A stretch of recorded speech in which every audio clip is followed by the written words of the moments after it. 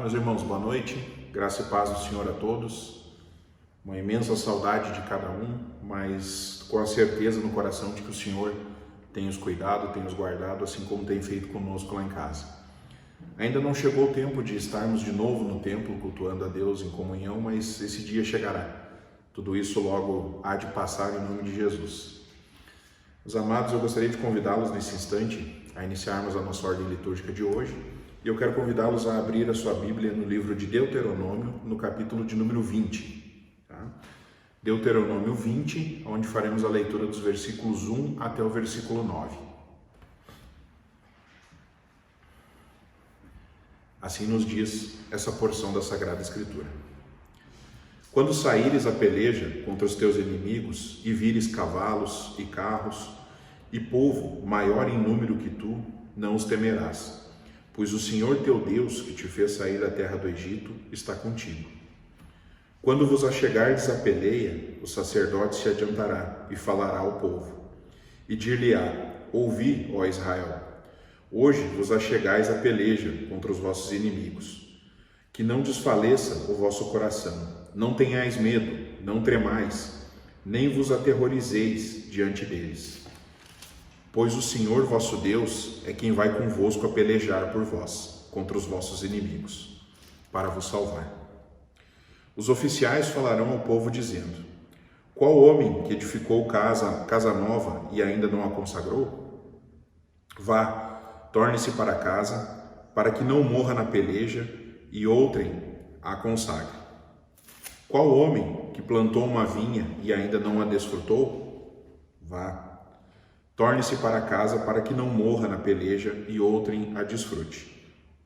Qual homem que está desposado com alguma mulher e ainda não a recebeu? Vá, torne-se para casa para que não morra na peleja e outro homem a receba. E continuarão os oficiais a falar ao povo, dizendo: qual homem medroso e de coração tímido? Vá, torne-se para casa, para que o coração dos seus irmãos não se derreta como o seu coração.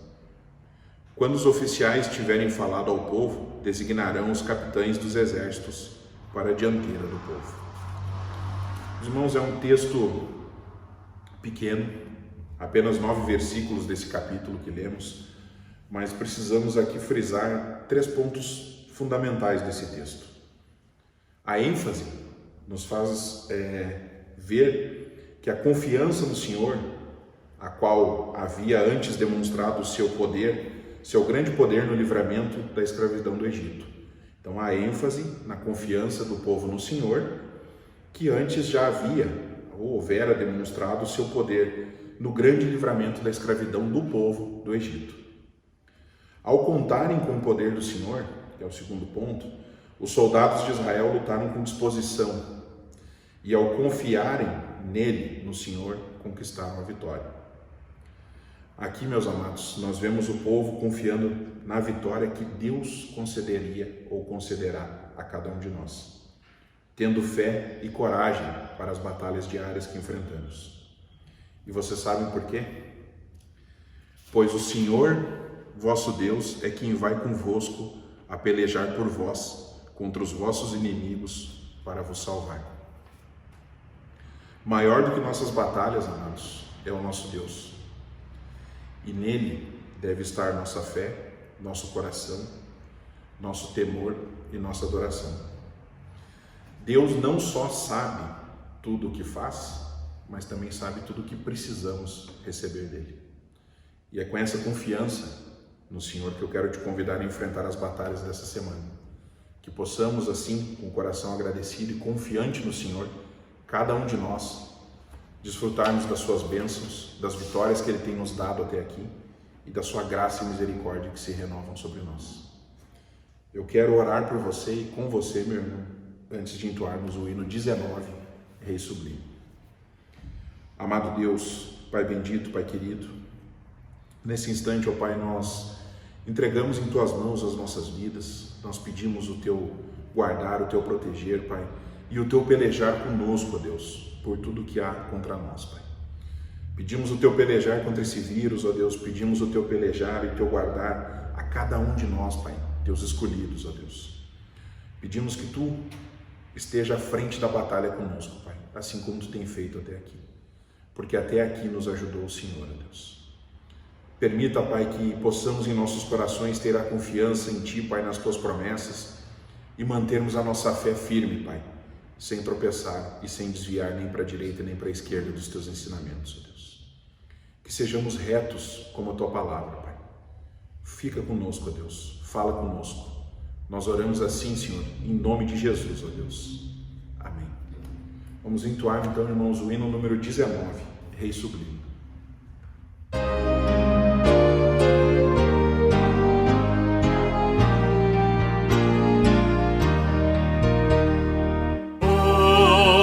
Sublime em majestade e glória, sobre as milícias do celeste além, ouve o louvor, os hinos de vitória, nós que de ti recebem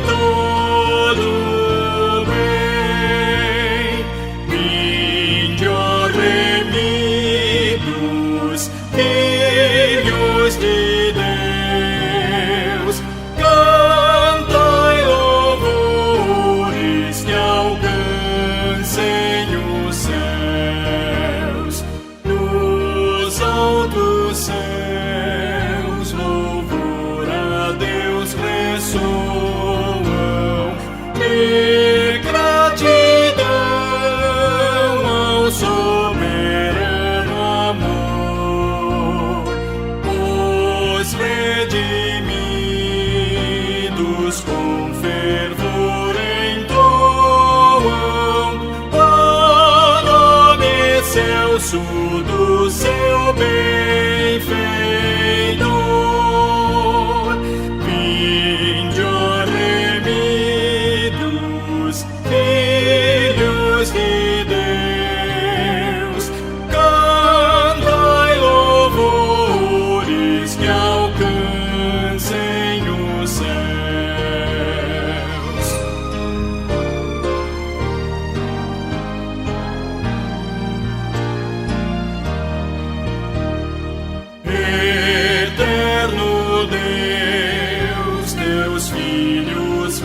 Prostrados perante o brilho da superna luz, pois do pecado foram resgatados e agora rendem glórias a Jesus.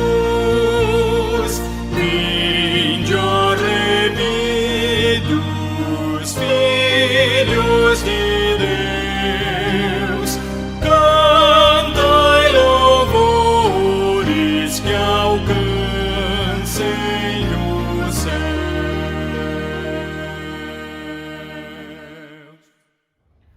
Olá, meus irmãos, graça e paz com todos. Mais uma vez nós estamos aqui pela internet falando com os irmãos, orando a Deus e pedindo que em breve possamos nos encontrar mais uma vez aqui na igreja. Eu quero convidar os irmãos que abram as suas Bíblias em Romanos, no capítulo 9. Nós faremos a leitura do versículo 14 até o 18. Romanos 9, do 14 até o 18. Quero convidar os irmãos que acompanhem a palavra do Senhor em suas casas. Assim diz a palavra do Senhor: a rejeição de Israel não é incompatível com a justiça de Deus. Que diremos, pois? A injustiça da parte de Deus? De modo nenhum, pois ele diz a Moisés: terei misericórdia de quem me aprouver ter misericórdia, e compadecer-me-ei de quem me aprouver ter compaixão. Assim, pois, não depende de quem quer ou de quem corre, mas de usar Deus a sua misericórdia. Porque a Escritura diz a Faraó: para isto mesmo te levantei, para mostrar em ti o meu poder e para que o meu nome seja anunciado por toda a terra. Logo tem ele misericórdia de quem quer e também endurece a quem lhe apraz. Irmãos, essa passagem do livro de Romanos, onde Paulo escreve aos Romanos, nós percebemos uma lembrança do tempo de Faraó. E é interessante relembrarmos essa história, porque logo no início, quando Deus fala com Moisés, ele diz que vai endurecer o coração de Faraó. Mesmo Moisés avisando por diversas vezes Faraó das pragas, das dificuldades que ele enfrentaria para libertar o povo, Deus já tinha alertado Moisés que ele endureceria o coração de Faraó todas as vezes.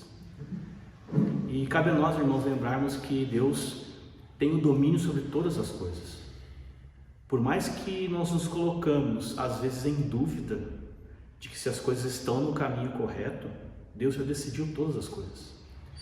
Meus irmãos, nesse momento de confissão, nós temos que começar a refletir sobre isso. Se a nossa confiança na certeza do Senhor em nossas vidas realmente está firme naquilo que Ele determinou por nós. Assim como Deus endureceu o coração de Faraó e fez o povo do Egito sofrer todas as pragas para que o seu nome fosse exaltado, você está pronto, meu irmão? Você está de fato colocando o seu coração no nome do Senhor?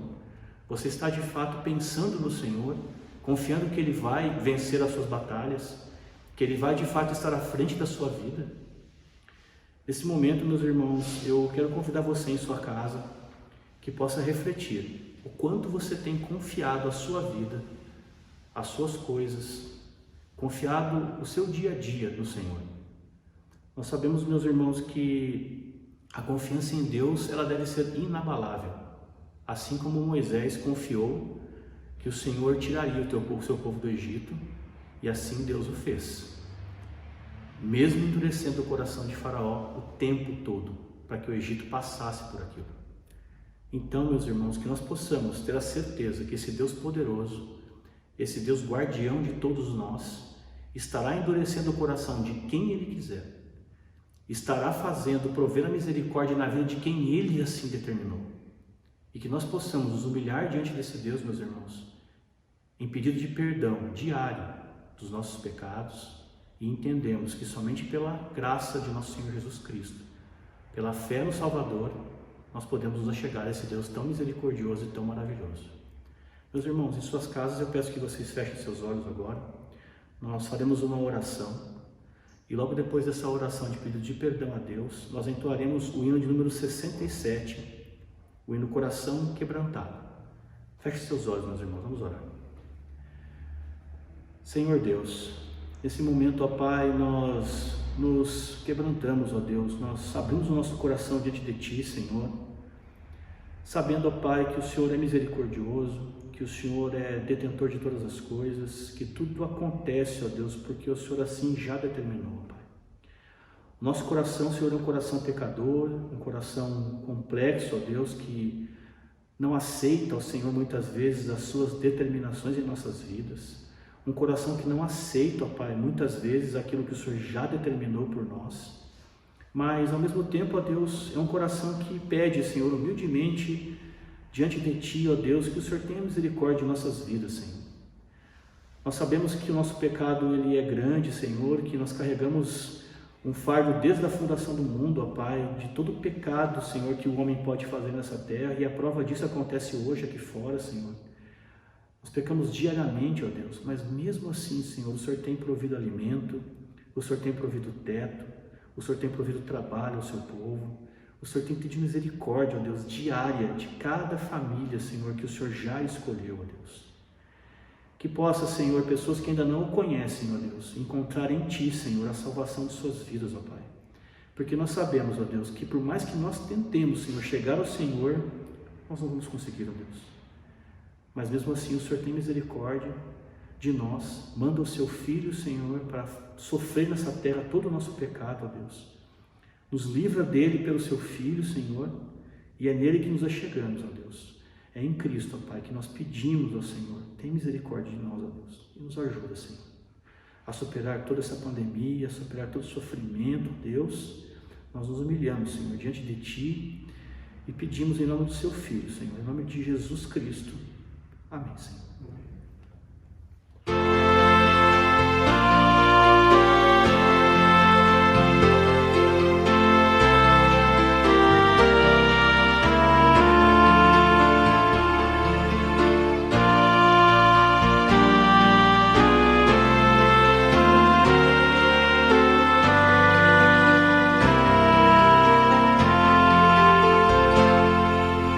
Sonda-me, ó Deus, pois vês meu coração. Prova-me, ó Pai, te peço em oração, de todo mal, liberta-me, Senhor, até da transgressão que oculta for. Vem me lavar dos vis pecados meus, conforme prometeste, meu bom Deus. Faze-me arder e consumir de amor, pois quero te magnificar, Senhor. Todo meu ser não considero meu, quero gastá-lo no serviço teu. Minhas paixões tu podes dominar, pois tu, Senhor, vieste em mim morar.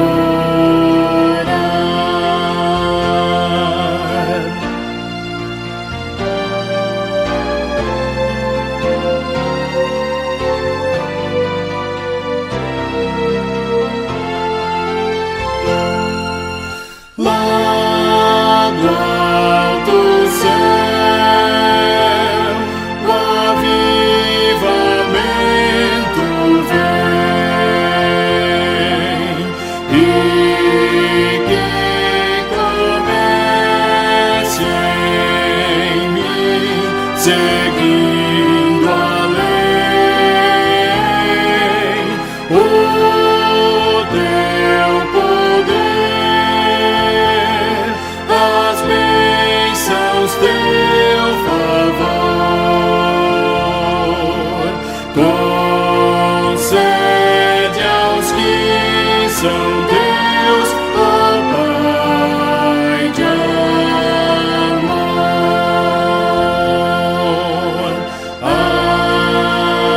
Amém.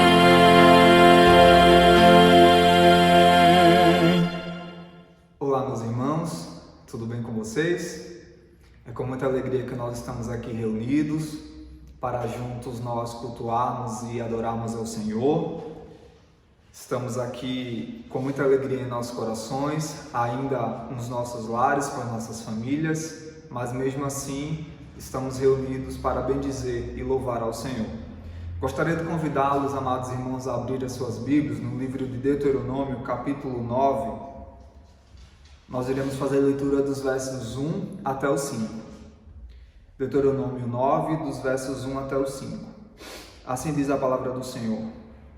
Ouve, ó Israel, tu passas hoje o Jordão para entrares a possuir as nações maiores e mais fortes do que tu, cidades grandes, amuralhadas até os céus, povo grande e alto, filhos dos Enaquins, que tu conheces e de que já ouvistes. Quem pode resistir aos filhos de Enaque?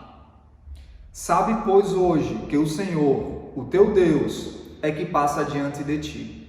É fogo que consome e os destruirá e os subjugará diante de ti. Assim os desposarás e depressa os farás perecer, como te prometeu o Senhor. Quando, pois, o Senhor, o teu Deus, os tiver lançado de diante de ti, não digas no teu coração: por causa da minha justiça é que o Senhor me trouxe a esta terra para possuir. Porque pela maldade destas gerações é que o Senhor as lança diante de ti. Não é por causa da tua justiça, nem pela retitude do teu coração que entras a possuir a terra, mas pela maldade destas nações o Senhor, teu Deus, as lança diante de ti. E para confirmar a palavra do Senhor, o teu Deus, que jurou a teus pais, Abraão, Isaque e Jacó.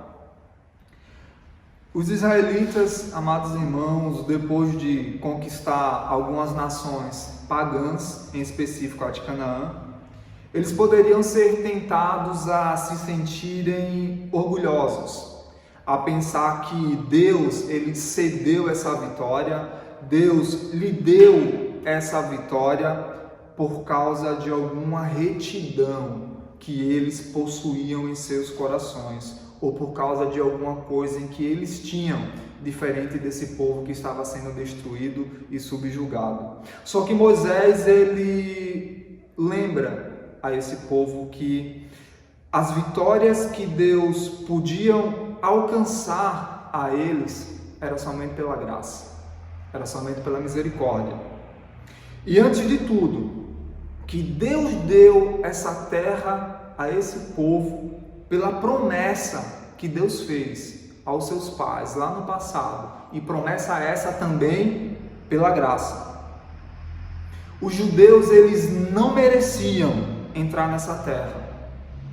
Deus os deu porque Deus os amava, e só isso. Deus decidiu dar essas conquistas a esse povo por causa do seu amor por eles. Além disso, ele expulsou essas nações pagãs desse local porque essas nações eram pecadoras e não por causa da bondade de Israel. Isso fica muito claro no texto. E Moisés lembrou aos judeus a história deles, uma história de rebelião e não uma história de retidão perante o Senhor. Moisés lembrou que o povo de Israel provocou ao Senhor no deserto, que eles fizeram um ídolo no Monte Sinai. Todos nós sabemos dessa história. E em muitos aspectos da história de Israel, eles se mostraram descrentes ao Deus em que eles serviam. Que nós não ousemos esquecer, amados irmãos, da graça de Deus. Nós somos salvos pela graça do Senhor. E qualquer obra que nós façamos para Ele é pela graça dele. Nós temos bênçãos materiais, nós temos bênçãos espirituais por causa da graça do Senhor somente. Não por causa da nossa bondade. Essas bênçãos em que os cristãos, em que os santos carregam consigo, elas devem nos tornar humildes e não orgulhosos. Nós devemos querer usar tudo que nós temos e tudo que nós possuímos para a glória dele, somente. Da mesma forma que Moisés, ele intercedeu pela nação, e essa nação foi salva, Cristo morreu por nós e intercede por nós. E hoje nós desfrutamos das mais excelentes bênçãos pela graça somente. E que Deus assim continue nos guardando e nos ajudando nesses dias. Vamos orar, amados irmãos, agradecer ao Senhor pelas bênçãos que Ele tem nos alcançado. Senhor Deus, nós queremos Te render ações de graças. Nós queremos Te render, Senhor, a nossa gratidão, porque o Senhor tem nos ajudado. O Senhor tem pelejado por nós. O Senhor tem nos alcançado com inúmeras bênçãos, Pai. Sejam elas espirituais, sejam elas materiais. Nós reconhecemos que é o Senhor que nos tem dado. Nós reconhecemos que é o Senhor que tem nos alcançado com essas coisas, mesmo sem nós merecermos. Nós te louvamos, Pai, pelas tuas maravilhas que são infindáveis em nossas vidas.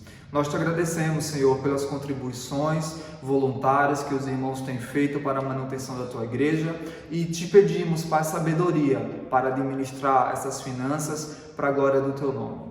Obrigado, Senhor, pela fidelidade, obrigado, Senhor, pela contribuição desta igreja e pela manutenção dela. E é no nome de Jesus que nós oramos assim, agradecidos ao Senhor Deus por tudo. Amém.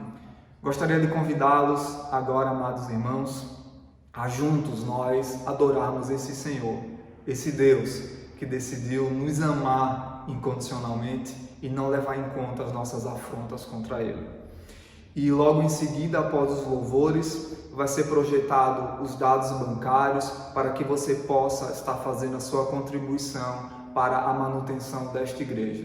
Vamos louvar ao Senhor.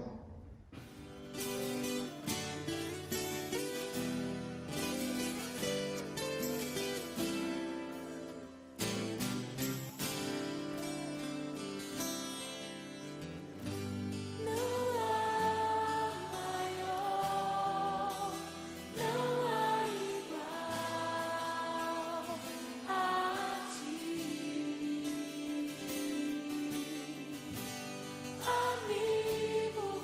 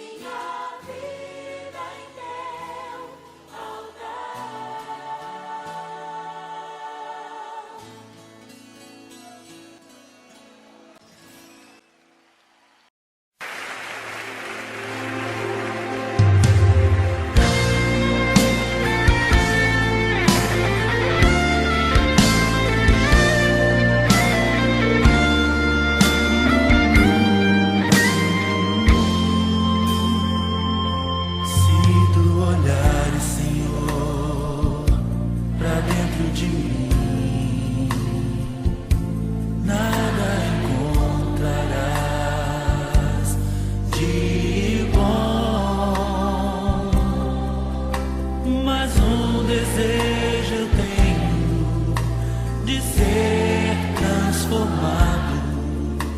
Preciso tanto do teu perdão, dá-me um novo coração, dá-me um coração igual ao teu, meu mestre, dá-me um coração igual ao teu, coração disposto a obedecer, cumprir todo o teu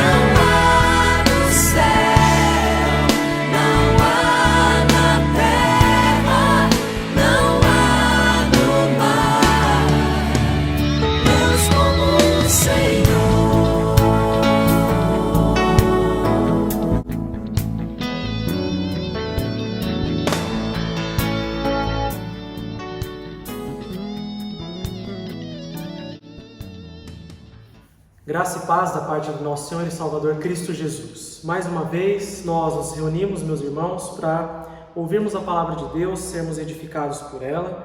E por isso eu peço que você abra a sua Bíblia em Josué capítulo 11. Josué capítulo 11, dando sequência às exposições que nós temos feito no livro de Josué. Agora nós já vamos para o capítulo 11 e todo o capítulo será alvo ou base para a mensagem. Então eu lerei dos versículos 1 ao 23. Josué capítulo 11, de 1 a 23. Acompanhe a leitura que eu farei desse texto, servirá de base para a mensagem deste dia. Diz assim a palavra do nosso Deus: Tendo Jabim, rei de Azor, ouvido isto, enviou mensageiros a Jobabe, rei de Madom, e ao rei Sinrom, ao rei Aquisaf, e aos reis que estavam ao norte, na região montanhosa, na Arabá, ao sul de Quinerete, nas planícies e nos planaltos de Dor, do lado do mar, aos cananeus do oriente e do ocidente, aos amorreus, aos heteus, aos ferezeus, aos jebuseus nas montanhas, e aos heveus ao pé do Hermon, na terra de Mispa. Saíram, pois, estes e todas as suas tropas com eles, muito povo, em multidão como a areia que está na praia do mar, e muitíssimos cavalos e carros. Todos estes reis se ajuntaram e vieram e se acamparam junto às águas de Merom para pelejarem contra Israel. Disse o Senhor a Josué: Não temas diante deles, porque amanhã, a esta mesma hora, já os terás traspassado diante dos filhos de Israel. Os seus cavalos jarretarás e queimarás os seus carros. Josué e todos os homens de guerra com ele veio apressadamente contra eles às águas de Merom e os atacaram. O Senhor os entregou nas mãos de Israel, e os feriram e os perseguiram até a grande Sidom, e até a Misferote-Maim, e até ao vale de Mispa, ao oriente. Feriram-nos sem deixar nem sequer um. Fez-lhe Josué como o Senhor lhe dissera, os seus cavalos jarretou e os seus carros queimou. Nesse mesmo tempo voltou Josué, tomou a Azor e feriu a espada o seu rei, porquanto Azor, dantes, era a capital de todos estes reinos. A todos os que nela estavam feriram a espada e totalmente os destruíram, e ninguém sobreviveu, e a Azor queimou.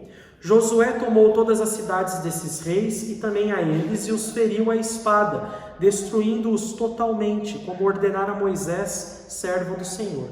Tão somente não queimaram os israelitas as cidades que estavam sobre os outeiros, exceto Azor, a qual Josué queimou. E a todos os despojos dessas cidades e algados, os filhos de Israel saquearam para si. Porém a todos os homens feriram a espada, até que os destruíram, e ninguém sobreviveu. Como ordenara o Senhor a Moisés seu servo, assim Moisés a Josué, e assim Josué o fez. Nem uma só palavra deixou de cumprir de tudo que o Senhor ordenara a Moisés. Tomou, pois, Josué toda aquela terra, a saber, a região montanhosa, todo o Negueb, toda a terra de Gósen, as planícies, a Arabá e a região montanhosa de Israel com suas planícies, desde o monte Alaque sobre a Seir, até a Baal-Gade, no vale do Líbano, ao pé do monte Hermon. Também tomou todos os seus reis e os feriu e os matou. Por muito tempo Josué fez guerra contra todos estes reis. Não houve cidade que fizesse paz com os filhos de Israel, senão os heveus, moradores de Gibeão. Por meio de guerra as tomaram todas. Porquanto do Senhor vinha o endurecimento do seu coração para saírem à guerra contra Israel, a fim de que fossem totalmente destruídos e não lograssem piedade alguma, antes fossem de todo destruídos, como o Senhor tinha ordenado a Moisés. Naquele tempo veio Josué e eliminou os anaquins da região montanhosa de Hebron, de Debir, de Anabe e de todas as montanhas de Judá e de todas as montanhas de Israel. Josué os destruiu totalmente com as suas cidades. Nenhum dos anaquins sobreviveu na terra dos filhos de Israel. Somente em Gaza, em Gate e em Asdod alguns subsistiram. Assim, tomou Josué toda esta terra, segundo tudo o que o Senhor tinha dito a Moisés, e Josué a deu em herança aos filhos de Israel, conforme as suas divisões e tribos, e a terra repousou da guerra. Vamos orar mais uma vez? Senhor, nós agradecemos a oportunidade que temos de ler a Tua Palavra e de entendê-la, para que também possamos, ó Pai, crer nela e vivê-la. Dá-nos a graça de que todas essas coisas aconteçam conosco. Essa é a nossa oração em nome de Cristo. Amém. Meus queridos irmãos, Deus continua guiando o seu povo e agora parece que uma nova investida é feita contra o povo de Israel. Nós mencionamos na semana passada que Josué ele acabou tomando uma investida dos reinos do sul, então aquela coligação representava os reinos do sul, e agora parece que Jabim, rei de Azor, é aquele que faz o mesmo papel do rei Adonisedeque do capítulo 10. É ele quem lidera essa amotinação contra o povo de Deus. Então, Adonisedeque fez isso pelo sul e agora Jabim, rei de Azor, faria isso pelo norte. Então, reis que vão contra Israel, vão contra o povo de Deus, mas que mandam mensageiros para ter uma coligação, ou seja, para irem junto contra Israel, para ver se conseguem fazer alguma coisa contra Israel, porque a essa altura, Jabim, como rei de Azor, como está escrito no versículo 1, ele enviou mensageiros a Jobabe, ao rei de Sinrom e todas as regiões do norte. Por quê? Porque ele já tinha ouvido que Israel havia destruído toda aquela coligação dos reinos do sul.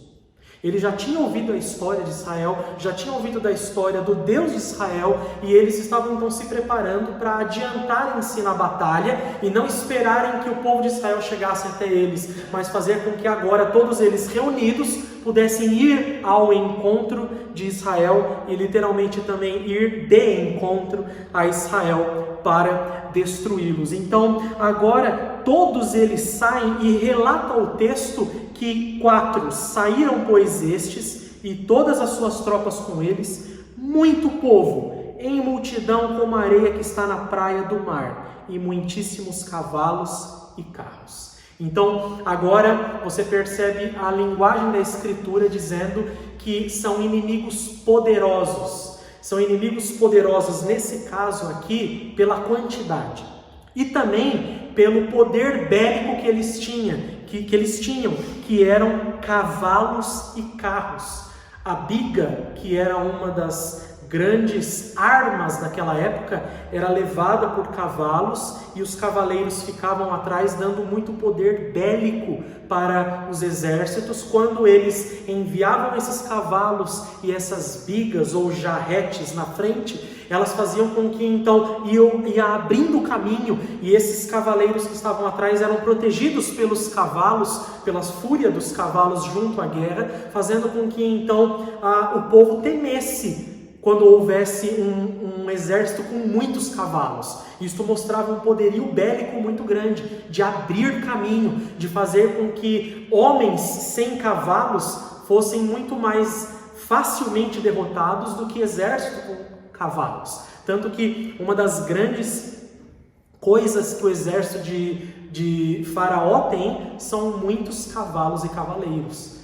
Isso era um motivo de orgulho para o exército deles. E agora nós vemos de uma forma paralela esses reinos do norte se juntando e tendo um poderio bélico muito grande. Um poderio bélico de destruição que qualquer povo temeria em pensar em lutar contra pessoas assim, ou exércitos preparados dessa forma. Então, 5, todos os reis se ajuntaram e vieram e se acamparam junto às águas de Merom para pelejarem contra Israel. Então, novamente, mais uma investida de todos esses reis agora do norte, que vem até esse vale de Merom, junto às águas de Merom, para poder batalhar contra Israel.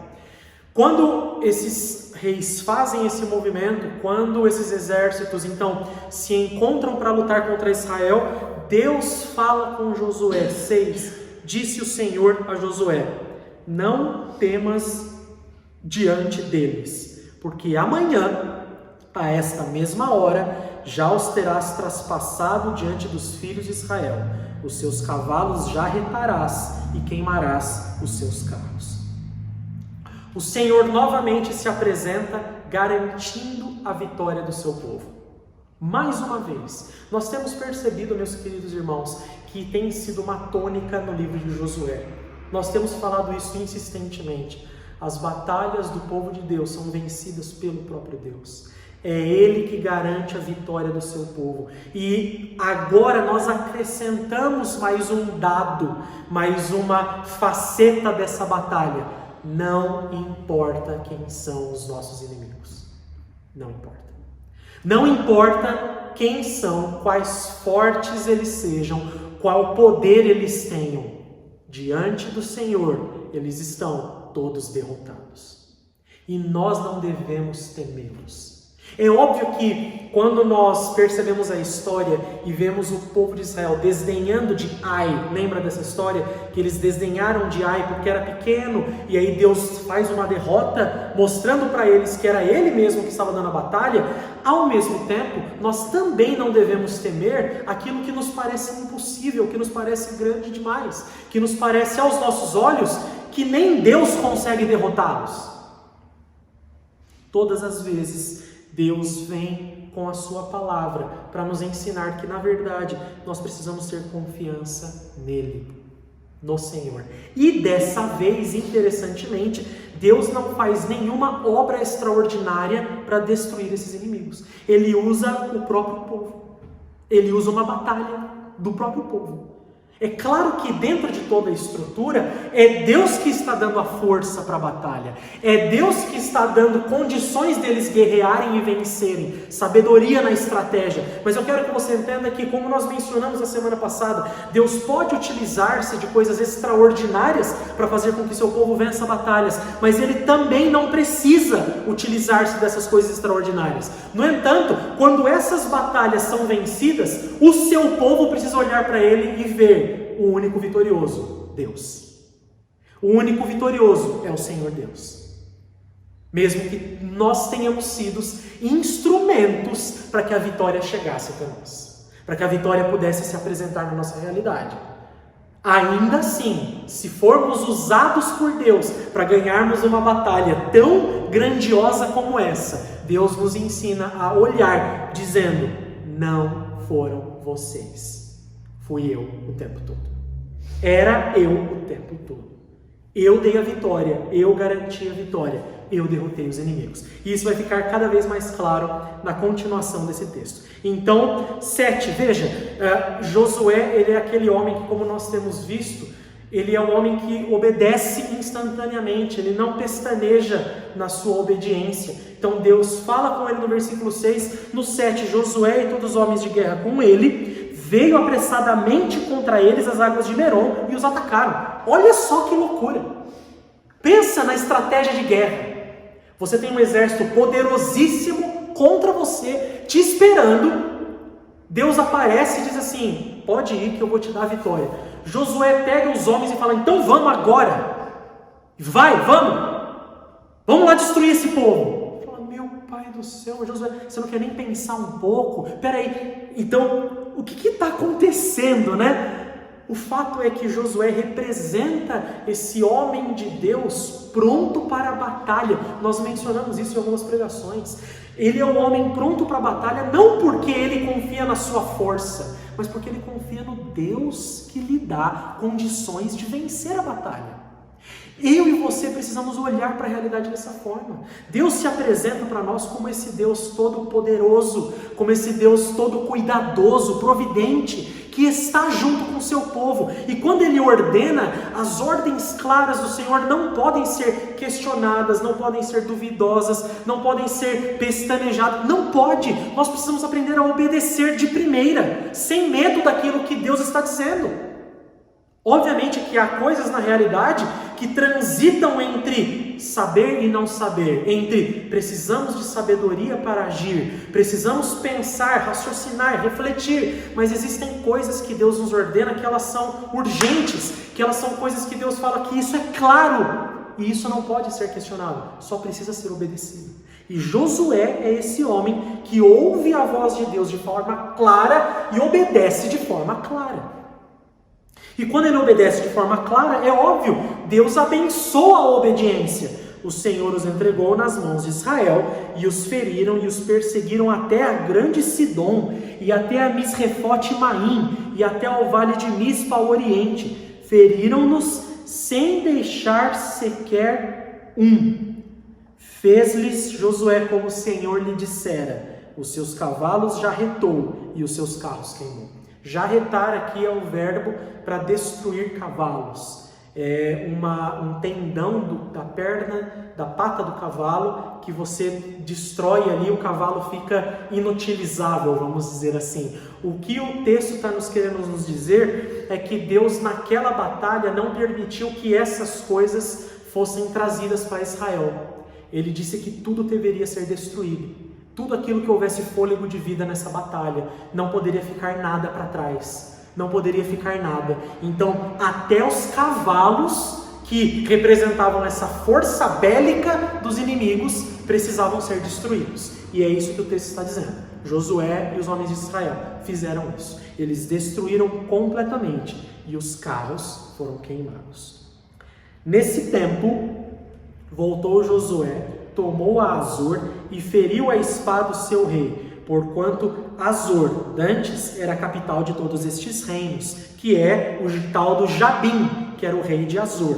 A todos os que nela estavam feriram a espada e totalmente os destruíram, e ninguém sobreviveu, e a Azor queimou. Queridos, eu quero que você perceba que esses temas são recorrentes em Josué, e é necessário que eles sejam trabalhados hoje. Nós temos visto claramente que se você e eu não estivermos ao lado de Deus nas batalhas, se não fizermos parte do seu povo e não estivermos conscientemente com fé, coragem e obediência para poder caminhar as batalhas que Ele nos dá, nós estaremos contra o seu povo. Não há meio termo na realidade. Ou fazemos parte do exército de Israel nesse sentido, ou fazemos parte do povo que está ouvindo a voz de Deus e que é desejoso de obedecê-lo, indo até as conquistas que Ele está dando, ou nós somos aquele povo que está do outro lado do muro, esperando Israel chegar para ser destruído. Não há meio termo. Quando a Escritura ela coloca essas coisas, ela coloca uma realidade espiritual sobre isso. Ou nós fazemos parte do povo de Deus e batalhamos essas batalhas através da graça, da misericórdia e da força que Ele nos dá pela fé, ou nós estamos contra esse Deus. E mesmo que estejamos vivendo uma vida teoricamente boa nessa realidade, teoricamente tranquila nessa realidade, uma destruição certa nos espera. Porque é assim que Deus faz contra os seus inimigos. E nós vamos ver de forma clara que esses inimigos não são inocentes.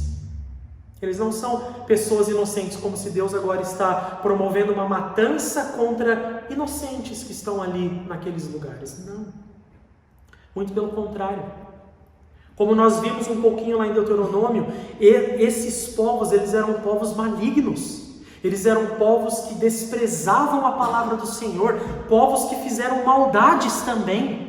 Não eram povos inocentes e agora Israel está indo lá para fazer uma injustiça. Muito pelo contrário, Deus sempre age em justiça. E quando Ele ordena essas batalhas, Ele ordena que Ele seja obedecido, para que a sua palavra seja cumprida. É isso que aqui o texto vai dizer. Olha só. 15. Como ordenar o Senhor a Moisés, seu servo, assim Moisés ordenou a Josué. E assim Josué o fez. Nenhuma só palavra deixou de cumprir de tudo que o Senhor ordenara a Moisés. Deus já havia estabelecido o que deveria acontecer. Essa era a clara vontade de Deus. Moisés passa isso para Josué e Josué cumpre. Moisés passa a palavra para Josué, Josué entende a palavra e cumpre. E é assim que deve ser na nossa vida, meus irmãos. As pessoas precisam entender que nós, quando manifestamos ou procuramos falar da palavra para elas, é para que essa palavra seja obedecida e crida, para o bem dessas pessoas. Não para o mal delas, muito pelo contrário. O nosso trabalho de levar a palavra de Deus é para o bem das pessoas. Então, quando eu e você olhamos para as pessoas e falamos que Deus as ordena a se arrependerem e crerem, que elas tenham fé no Deus verdadeiro, que elas não desperdicem sua vida fazendo coisas que vão contra a palavra de Deus. Nós só queremos ver o bem das pessoas. Nós recebemos isso e porque experimentamos isso na nossa vida, queremos passar isso para as outras pessoas também. Nós fazemos isso porque entendemos que é através da mensagem do Evangelho que as pessoas serão alcançadas. Qualquer pessoa será alcançada pela palavra do Evangelho. E aí, o que traz outra compreensão interessante para esse texto é que existe agora uma explicação no meio que dá todo sentido para aquilo que nós estamos falando aqui e para o que nós temos enfatizado. Então, o texto diz assim, 18: por muito tempo Josué fez guerra contra todos esses reis. Uma batalha ele venceu em um dia, que foi o que o Senhor Deus mandou, mas os outros reis provavelmente se movimentaram durante tempos contra Israel. E Josué teve que aprender a lutar contra todos eles. Nós já vamos perceber que daqui a pouco, o livro tem 24 capítulos, mas daqui a pouco nós já vamos chegar no tempo em que Josué está velho. Já no capítulo 13, versículo 1 já vai dizer: era Josué, porém, já idoso e entrado em dias. Nós já estamos chegando no fim da vida de Josué aqui.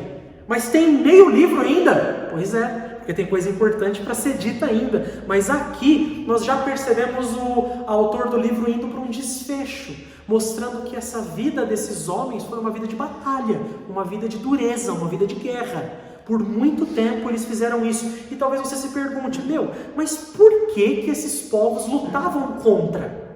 Por que eles não simplesmente fugiam e iam embora? Por que eles simplesmente não faziam outro acordo de paz com ele? Por que eles não faziam isso?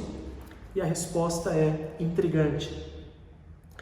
Não houve cidade que fizesse paz com os filhos de Israel, senão os heveus, moradores de Gibeão, por meio de guerra, as tomaram todas.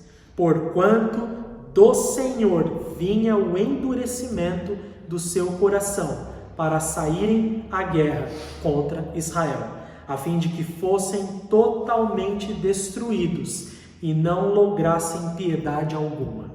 Antes fossem de todos destruídos, como o Senhor tinha ordenado a Moisés. Por que esses povos não faziam acordo de paz? 2 motivos básicos. Primeiro, porque eles não queriam. Esse é o primeiro motivo básico. Esses povos não desejavam fazer um acordo de paz. Somente os heveus, moradores de Gibeão, fizeram isso. Em segundo lugar, porque Deus ele soberanamente administra a história e ele endurecia o coração desses povos para que guerreasse contra Israel e perdesse. O endurecimento que Deus causa, irmãos, não é colocar maldade no coração das pessoas. Não é isso.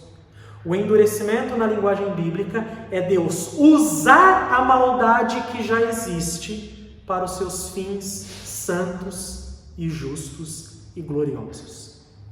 Quando nós dizemos que Deus endureceu o coração de alguém, Ele não tornou aquele coração mau. Não. O que torna aquele coração mau é o próprio pecado da pessoa.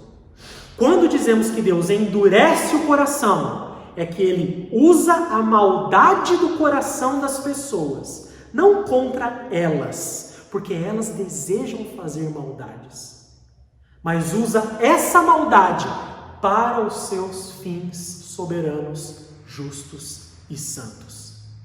É mais ou menos assim. Quando nós lemos Romanos 1, nós vemos Deus usando uma linguagem de juízo, que é basicamente linguagem de endurecimento. Deus os entregou. Se você ler Romanos 1 a partir do 18, você vai perceber que por 3 vezes o apóstolo Paulo diz que as pessoas que vivem no pecado, afundadas no pecado, Deus os entregou. Deus os entregou. A mesma linguagem de endurecimento é parecida com essa aqui. É como se nós disséssemos assim: esses povos, eles desejam guerrear contra Israel, eles acham que vão destruir Israel, então Deus faz o quê? Então vai. Então tenta. Então vem tentar destruir. É essa a ideia do endurecimento. Você quer fazer algo que é maligno? Então faça. E é isso que Deus está dizendo, que fez com esses povos. A maldade deles já estava lá. Eles já eram povos desobedientes e pecadores. Deus se utiliza da maldade deles para que agora o seu povo seja beneficiado por isso. Não sem luta, não sem guerra. Por muito tempo Josué guerreou contra eles. Mas guerreou tendo a certeza que o Senhor estava entregando esses inimigos em suas mãos. E ele precisava batalhar. Essa é uma das grandes coisas dessa realidade, dos grandes mistérios que nós temos. Como Deus soberanamente administra essas coisas e nós ainda assim temos liberdade. Nós não temos respostas satisfatórias para isso, mas nós temos respostas bíblicas que nos ajudam a entender que Deus tem misericórdia de quem apraz, de quem Ele quiser, e endurece a quem Ele quiser. Essa é uma resposta bíblica que nós lemos na liturgia. A resposta bíblica é que nenhum de nós é povo sem pecado. Nenhum de nós é povo que tem o coração amolecido. Nenhum de nós. Todos nós já temos o coração endurecido pelo pecado. E se Deus quiser endurecer ainda mais o nosso coração, Ele fará. Mas a grande obra dessa realidade é que Ele decidiu usar de misericórdia para conosco. Ele decidiu derramar graça sobre nós. Essa é a grande notícia em meio a uma realidade de dureza, de endurecimento. E aí agora, o fim do texto vai falar sobre outros grandes inimigos e poderosos, literalmente grandes. 21. Naquele tempo veio Josué e eliminou os anaquins da região montanhosa, de Hebron, de Debir, de Anabe e de todas as montanhas de Judá e de todas as montanhas de Israel. Josué os destruiu totalmente com as suas cidades. Nenhum dos anaquins sobreviveu na terra dos filhos de Israel. Somente em Gaza, em Gate e em Asdod alguns subsistiram. Terras dos filisteus. E depois você vê ali na frente Davi se encontrando com um gigante chamado Golias, que é o quê? Filho de Enaque, ou dos anaquins, que é descendente desse pessoal que foi expulso da região onde eles estavam e tiveram que ir para a Filístia, ou para a Filisteia. Eles foram expulsos para lá, ficaram lá, e até o tempo de Davi era um povo que dava trabalho para o povo de Deus, que tinha dificuldades com o povo de Deus. Nós vemos isso em Sansão, nós vemos isso um pouco depois, e é assim que acontece a história, meus irmãos. Deus dirige a sua história para a sua própria glória. Ele usa a maldade das pessoas contra elas mesmas, mas Ele também tem misericórdia de quem Ele quiser ter misericórdia. Ele é misericordioso e bondoso. Ele é benigno. E nós aqui desejamos que essa bondade seja vista e conhecida, principalmente na face do único filho que Deus tem, que é obediente de verdade. Não é Josué e nem era Moisés. É o Senhor Jesus Cristo. O Senhor Jesus Cristo é o único Filho de Deus, obediente de verdade, que espelha a justiça e a graça, a misericórdia. O Senhor Jesus Cristo é aquele que amolece os nossos corações, para que nós possamos, como esses homens que são os heveus aqui, como esses homens de Gibeão, como eles olharem para Israel e fazer: eu quero fazer parte desse povo. Eu não posso lutar contra eles, eu não posso lutar contra esse Deus. Eu tenho que fazer paz com eles. E hoje, nós que já fazemos parte do povo de Deus, temos paz com Deus. Deus não está em guerra conosco mais, pela graça, pela misericórdia. Mas Ele ainda usa a maldade dos homens malignos contra eles. E se esses homens não se arrependerem, eles terão um destino parecido com o destino desses homens aqui. Não adianta lutar contra o povo de Deus, irmãos. Não adianta o tamanho do inimigo, a força do inimigo. Porque lutar contra o povo de Deus é lutar contra o próprio Deus. E pessoas que desejam fazer isso terão essa maldade usadas contra elas mesmas. Porque Deus é soberano para administrar isso. Soberano para dar a vitória para o seu povo. Soberano para garantir que nós temos paz com Ele. E o único meio de ter paz com Ele é pela reconciliação que o Senhor Jesus Cristo traz. Essa é a mensagem do Evangelho, que já é pregada desde os tempos do Gênesis e continuamente pregada em Josué. Só faz parte do povo de Deus quem Ele amolece o coração.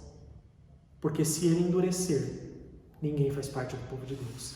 Todos eles serão destruídos, um a um. E só se Deus amolecer o coração das pessoas é que eles podem fazer parte do seu povo e viverem em paz com Ele. Deus assim nos abençoe. Amém. Vamos orar? Senhor, nós agradecemos pela Tua palavra, Pai. Tememos porque o Senhor é um Deus grandioso, soberano. Tudo está em Tuas mãos, ó Pai. O nosso coração está em Tuas mãos. Mas nós te agradecemos porque aprove ao Senhor usar misericórdia para conosco. O Senhor nos amou e derramou graça, mas poderia ter derramado ira, poderia ter derramado justiça e endurecido o nosso coração até o fim. Mas foi do Teu agrado que fizéssemos parte do Teu povo. Ajuda-nos a entender, ó Pai, e a reconhecer que só assim podemos fazer parte dele e só assim podemos caminhar contigo, pela Tua própria graça, pela Tua própria misericórdia. Ajuda-nos a pregar o Evangelho, para que pessoas que hoje estão endurecidas sejam amolecidas pela Tua palavra e pelo Teu Espírito, e também façam parte do Teu povo, para que não sejam destruídas como aqueles que são inimigos. Essa é a nossa oração, em nome de Cristo. Amém. Recebam a bênção. Que o soberano Pai que nos elegeu, e seu amado Filho que nos resgatou, e o Santo Espírito que nos regenerou, sejam conosco para a glória do seu nome, a expansão do seu reino e a edificação da sua igreja hoje e sempre. Amém. Deus abençoe.